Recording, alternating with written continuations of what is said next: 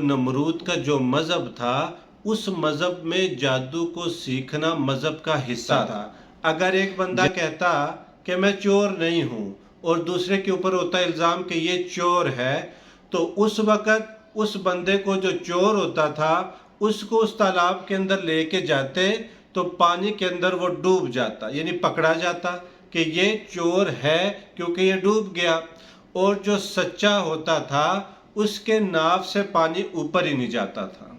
बिस्मिल्लाहिर्रहमानिर्रहीम, अस्सलामु अलैकुम वरहमतुल्लाहि वबरकातुहू। मैं हूं नासिर ख़ान और आप देख रहे हैं आमिल नासिर ख़ान यूट्यूब चैनल। इस चैनल पर हम आपको दिल की गहराइयों के साथ खुशामदीद कहते हैं। आप अपने घर में अहलो खाना में खुशो खुरम रहें, हमेशा आबाद रहें। दुनिया के जितने भी ममालिक हैं, 246 कोई बताता है, कम व पेश इस तरह के ममालिक हैं।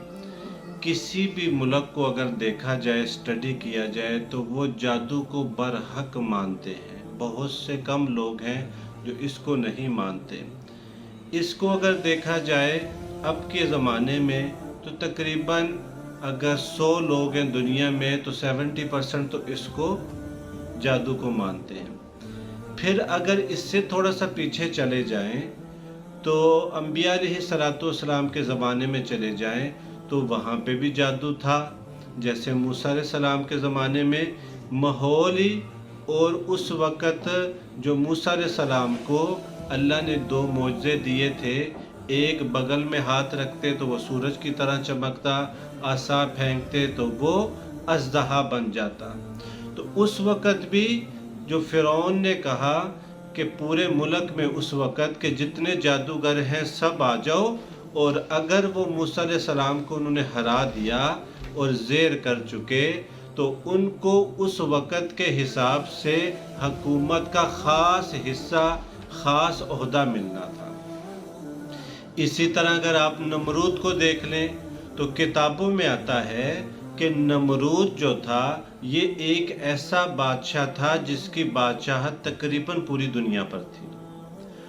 और इसका जो था, इसने उस वक़्त जो नमरूद, जैसे आज हम ये समझ लें कि हम मुसलमान हैं और कुरान को पढ़ना हमारे मज़हब का हिस्सा है, नमाज पढ़ना हमारे मज़हब का है, तो इसी तरह जादू सीखना नमरूद के मज़हब का हिस्सा था। नमरूद ने जो जादूगर रखे हुए थे और उन जादूगरों ने कुछ जादुई चीज़ें ऐसी बना रखी थीं जो उस वक़्त की हुकूमत के अंदर लोगों को भी फ़ायदा दे रही थी, उस वक़्त की हुकूमत को भी फ़ायदा दे रही थी।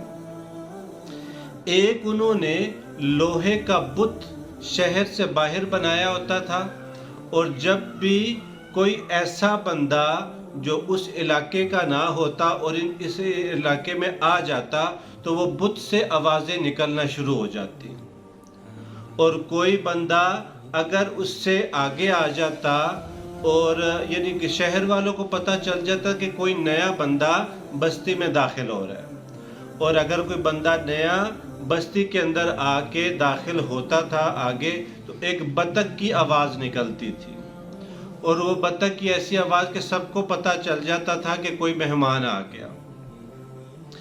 दूसरा, नमरूद की हुकूमत के अंदर एक ये था कि हमारा आज का बंदा कोई चोरी करता है तो उसको CCTV कैमरों में देखा जाता है, उसके ख़िलाफ़ अदालत में वो प्रूफ जाते हैं, गवाहियाँ होती हैं, फिर उसको पकड़ा जाता है। नमरूद के ज़माने के अंदर ये होता था कि नमरूद ने एक तालाब बनाया हुआ था, उस तालाब के अंदर पानी होता था। अगर एक बंदा कहता कि मैं चोर नहीं हूँ और दूसरे के ऊपर होता इल्ज़ाम कि ये चोर है, तो उस वक़्त उस बंदे को जो चोर होता था उसको उस तालाब के अंदर लेके जाते तो पानी के अंदर वो डूब जाता, यानी पकड़ा जाता कि ये चोर है क्योंकि ये डूब गया। और जो सच्चा होता था उसके नाव से पानी ऊपर ही नहीं जाता था। एक और चीज़ थी उनके अंदर कि हमारा आजकल कोई गुम हो जाता है तो वजीफ़े किए जाते हैं, फ़ोन किए जाते हैं, स्पीकरों पे ऐलान किया जाता है, फिर उसको ढूंढा जाता है। تو انہوں نے ایک طلسمی شیشہ بنایا ہوا تھا. اس طلسمی شیشے میں جس کا بھی کوئی گم ہوتا تھا وہ آ کے اس شیشے کے سامنے کھڑا ہوتا تو وہ جس جگہ پہ بھی ہوتا اس کو وہ نظر آ جاتا. ایک تالاب انہوں نے ایسا بنایا ہوا تھا کہ اس تالاب کے اندر ان کا سالانہ کوئی جشن ہوتا تھا یا کوئی حکومت کی طرف سے کوئی ایسا ہوتا تھا، یعنی کوئی جشن تھا.